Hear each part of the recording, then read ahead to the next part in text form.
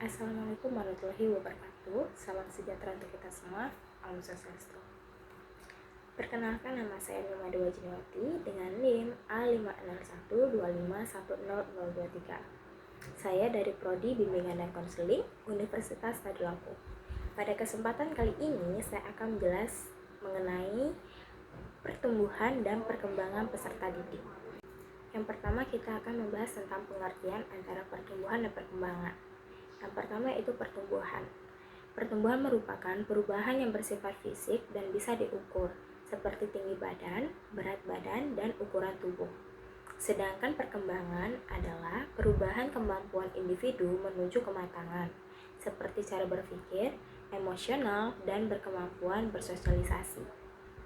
Jadi perbedaan antara pertumbuhan itu merupakan bersifat kuantitatif atau bisa dihitung, sedangkan perkembangan bersifat kualitatif, yaitu perubahan kualitas diri yang tidak selalu bisa diukur dengan angka. Selanjutnya kita akan membahas tentang ciri-ciri perkembangan. Yang pertama itu berlangsung sepanjang hayat. Artinya perkembangan tidak berhenti di masa anak-anak saja, tetapi terus terjadi dari lahir sampai dewasa bahkan lanjut usia. Yang kedua, terjadi secara bertahap dan berkesinambungan. Perkembangan terjadi secara pelan-pelan, tidak secara langsung, dan saling berkaitan dari tahap sebelumnya ke tahap berikutnya. Yang ketiga yaitu dipengaruhi oleh faktor internal dan eksternal. Perkembangan dipengaruhi oleh dua faktor, yaitu faktor internal. Faktor ini dari dalam diri kita, seperti genetik, bakat, dan kondisi tubuh. Yang kedua yaitu faktor eksternal. Faktor ini dari luar seperti lingkungan keluarga, lingkungan sekolah, maupun lingkungan pergaulan. Yang ketiga, setiap individu memiliki perkembangan yang berbeda-beda. Setiap orang berkembang dengan kecepatan dan cara yang berbeda, tidak bisa disamakan. Contohnya, ada anak yang cepat berbicara, tapi juga ada yang lebih lambat, dan itu masih normal selama dalam batasan wajar. Selanjutnya kita akan membahas tentang aspek-aspek perkembangan. Yang pertama itu fisik motorik.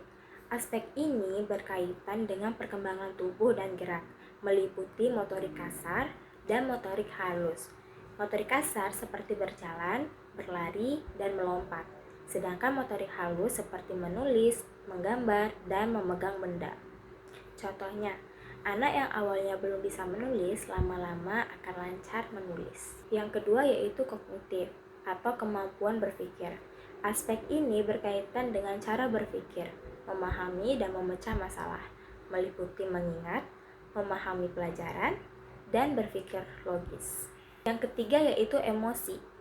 Aspek ini berkaitan dengan perasaan dan cara mengontrol emosi, baik itu senang, sedih, maupun marah, dan memiliki kemampuan untuk mengendalikan diri.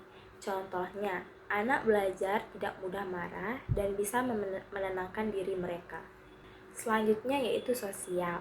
Aspek ini berkaitan dengan kemampuan berinteraksi dengan orang lain, meliputi berteman, bekerja sama, dan menghargai orang lain. Contohnya, anak mau berbagi dan bermain dengan teman-teman mereka. Selanjutnya yaitu moral. Aspek ini berkaitan dengan pemahaman tentang baik dan buruk, meliputi nilai dan norma, dan sikap jujur, disiplin, serta tanggung jawab. Dan selanjutnya yaitu bahasa. Aspek ini berkaitan dengan kemampuan komunikasi, baik meliputi berbicara, mendengar, membaca, dan menulis. Contohnya, anak mulai mengucapkan kata sederhana sampai bisa berbicara dengan jelas. Selanjutnya yaitu tahap perkembangan. Tahap perkembangan peserta didik terdiri dari 3, yaitu yang pertama masa anak-anak, mulai belajar berjalan, berbicara, dan mengenal lingkungan. Yang kedua yaitu masa remaja, terjadi perubahan fisik, emosi yang belum stabil, dan mulai mencari jati diri. Yang ketiga yaitu masa dewasa awal, mulai mandiri dan bertanggung jawab. Jadi kesimpulannya yaitu pertumbuhan dan perkembangan adalah proses penting dalam kehidupan peserta didik. Pertumbuhan berfokus pada perubahan fisik, sedangkan perkembangan mencakupi perubahan kemampuan dan kepribadian. Keduanya saling berkaitan dan dipengaruhi oleh berbagai faktor, sehingga guru perlu memahami hal ini agar pembelajaran lebih efektif. Sekian penjelasan dari saya, semoga penjelasan ini bermanfaat untuk kita semua. Saya ucapkan terima kasih. Wassalamualaikum warahmatullahi wabarakatuh. Salam sejahtera untuk kita semua. Om Santi, Santi, Santi.